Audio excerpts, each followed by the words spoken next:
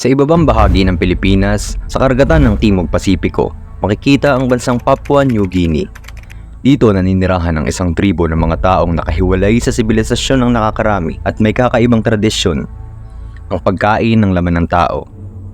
Sa mahabang panahon, nagpatuloy ang tradisyon na ito pero lingid sa kanilang kaalaman na sila ay makakalikha ng isang nakamamatay na sakit na walang lunas.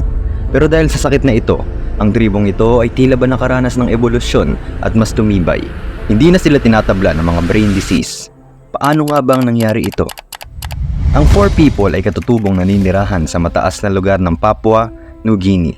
Kilala sila sa kanilang kakaibang kultura at mga tradisyon, kagaya ng paniniwala sa kulam o sorcery, ganoon na rin sa ritual na pagkain ng karne ng tao, na bahagi ng kanilang paniniwala hanggang taong 1950s. Masyadong nakahiwalay sa mundo ang tribo ng Four People, pero taong 1930 ay nadiskubre sila ng mga Australian colonial authorities at bumuo ng kontak sa kanila. Bago pa man sila madiskubre ng mga ito, ay kaya na nilang suportahan ang kanilang sarili at may maunlad ng komunidad. Inaasan nila ang kanilang buhay sa pagsasaka at pangangaso.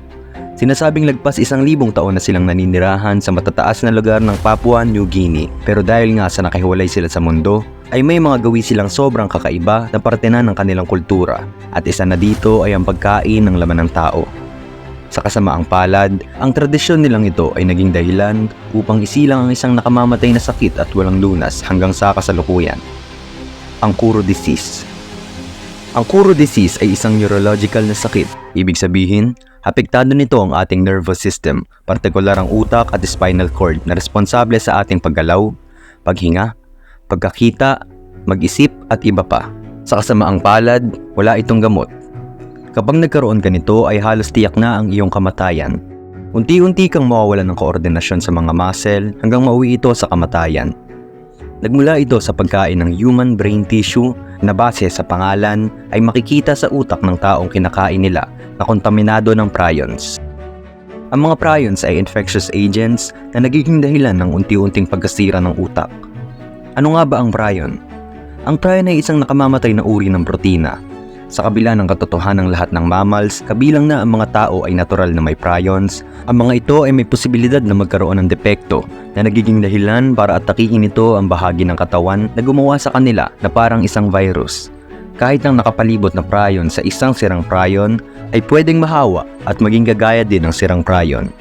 Nagbabago ang hugis ng mga maayos na prion na nadikit sa sirang prion at ginagaya ang mga aksyon ng sirang prion na sumisira sa katawan ng host nito.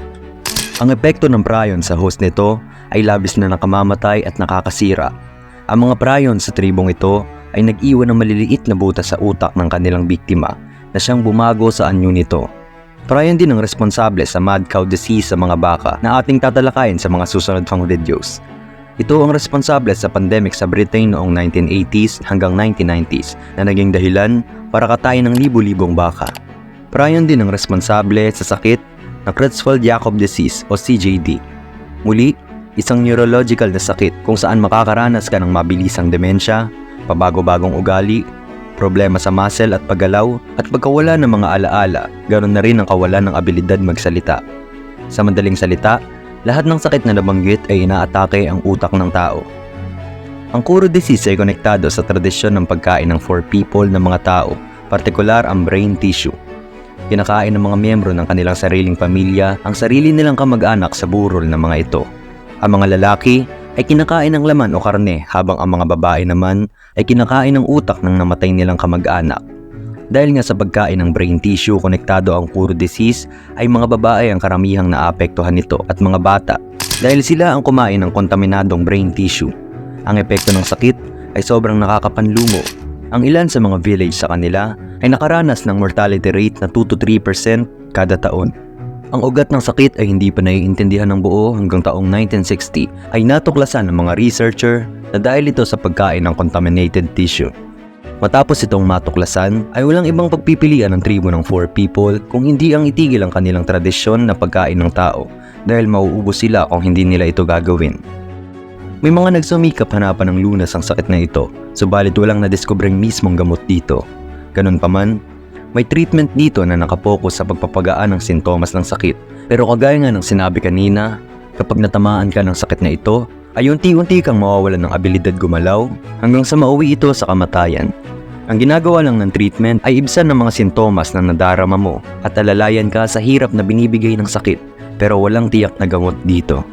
Pagkatapos ihinto ng 4 people ang kanilang tradisyon ng pagkain ng tao, ay sinubaybayan sila ng World Health Organization o WHO. Binigyan din nila ng edukasyon ng lokal na komunidad kung paano maiwasan ng sakit. Ang mga 4 people ay maraming hinarap na pagsubok para lamang mabuhay. Sa tago nilang lokasyon, hirap silang makakuha ng mga bagay kagaya ng healthcare at edukasyon.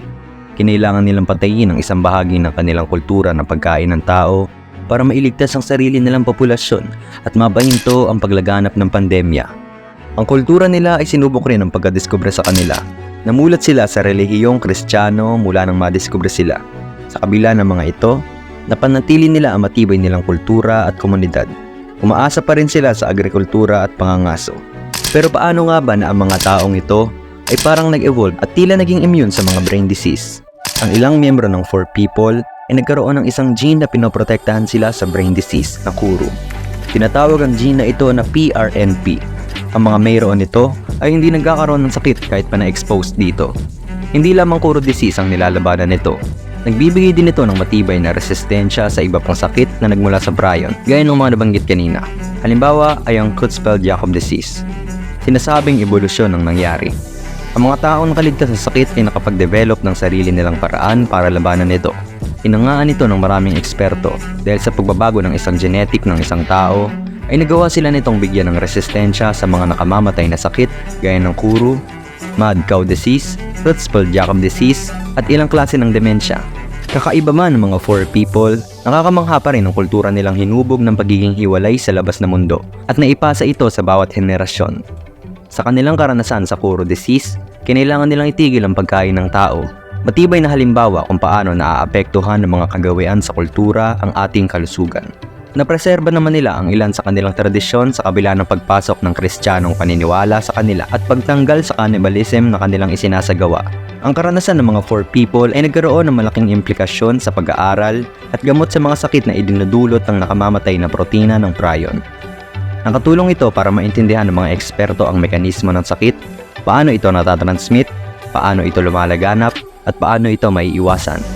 Ang kasaysayan nila ay paksa pa rin ng interes ng pag-aaral dahil sa komplikadong pagkadawit ng kultura, kalusugan, at kasarinlan.